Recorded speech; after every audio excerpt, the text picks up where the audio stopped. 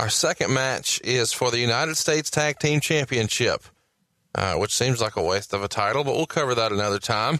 In it, we have the Midnight Express with beautiful Bobby Eaton and Sweet Stan Lane. In their corner, of course, is Jim Cornette. They're the champs, and they're taking on the challengers of the Fantastics, which are made up of Tommy Rogers and Bobby Fulton. And this match is worth going out of your way to see. The Fantastics have essentially just stepped in here and taken over for the Rock and Roll Express, who had just left the territory. And before the match even gets started, there's a big brawl with tables and chairs. The Midnights really put a beating on Rogers in the match.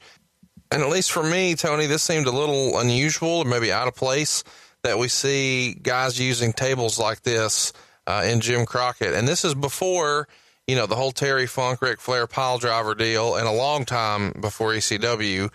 And I find it interesting watching this back now because years later you hear guys from this era like, you know, Cornette become very critical of using props like tables and chairs. But here they're using them in Jim Crockett in '88. What did you think of using these gimmicks with tables and such back then? And what do you think watching it back now? Well, first of all, it was a tremendous match. It's like you said, it's worth a watch going back and seeing that because you had four guys that could work. You had along with Bobby Heenan, one of the great managers of the business, and Jim Cornette. There was tremendous heat after that with the strap. Let me say this. Cornette may have been critical of using gimmicks like tables and chairs.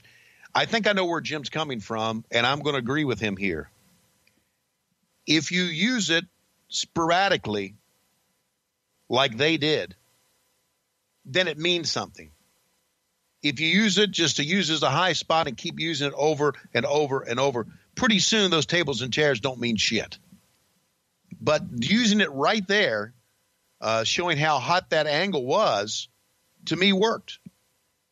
And it worked to use it some, but not use it all the time, not being the hallmark of your business.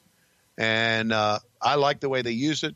It helped with the heat of that match. And again, it's one of the great tag team matches that we ever had on the Clash of the Champions, and it was on our first one.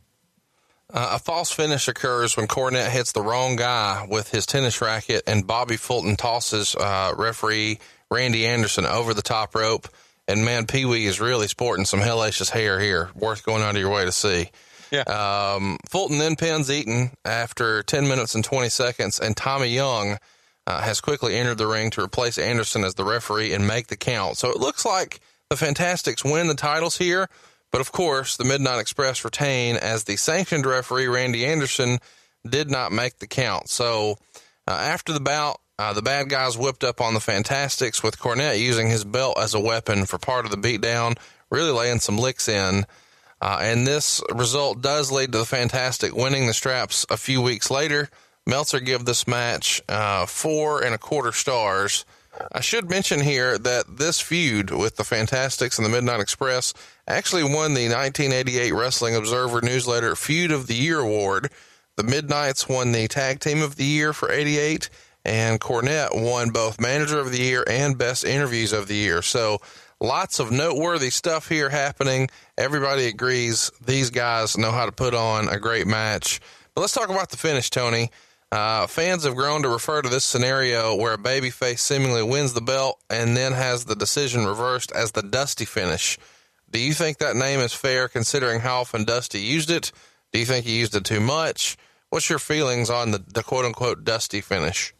I think the term Dusty finish is a term that we feel, you and I, you being a fan and me being inside the business at that time, is a term that we feel was a nationwide term, and that's bullshit. That's an inside term. Yeah. I don't think I don't think the term Dusty finish. I don't think the fans who watch that event live or on TV sit right there in their chairs and say, "Oh shit, this is another Dusty finish." I think what they got in that match was tremendous heat, and with them wanting to see these two teams wrestle again, which is basically why that finish was put in place. You got them getting screwed over by the referee, and I had seen this type of match before where another referee comes in and the other referee throws it out because of a disqualification. The fans are upset. They're mad about the finish. And then when they whip the Fantastic with the belt, they are even madder. So they want to see them wrestle again. You know, you can't always have a clean finish. If you have a clean finish, then where do you go from there? Right. So I'm kind of defending the quote unquote dusty finish in this. And let me also say this. I agree with Cornette being manager of the year. And I agree with Cornette being best interviewer of the year. And the Midnight Express being the tag team of the year. I agree with all that. But we are talking about Meltzer as if he is the final word in the business. Do you understand what I'm saying? Yeah. I mean, okay, great. Yeah, that's your fucking opinion. Other people didn't see that. And I agree with a lot that Dave Meltzer had to say, and a lot I didn't agree with, and a lot of slapdicks out there. You may be in one. One of them probably thought everything that he said was like the gospel. And I'm not so sure that is always the case. So in your opinion, Wrestler of the Year is a title that Pro Wrestling Illustrated should issue, but not Dave Meltzer? No. I'm just saying that the Wrestler of the Year should be taken with a grain of fucking salt. It's somebody's opinion. Well, all of wrestling is someone's opinion. It is one man's opinion who had enough intelligence and forethought to write his stuff down and to cover it and bring out a newsletter, which back in those days, even before then, attempted to expose the business. That's fine. A lot of the stuff that he wrote, I enjoyed and I agree with. A lot of the stuff I didn't agree with, but you're reading it here like it's coming out of the New Testament. And a lot of the times being an observer doesn't mean that you know what's best for the business. And I think that even though this may be have seen a dusty finish, they got out of it what they wanted. They got tremendous heat. And as you said, didn't the Fantastics win the U.S. Tag Team Championship down the road out of that? Yeah. So there you go. I don't know. You can't always give them a clean finish. You can't. At least back then you couldn't if you want to come back for business. It goes to the thing, and Ole Anderson used to say it all the time.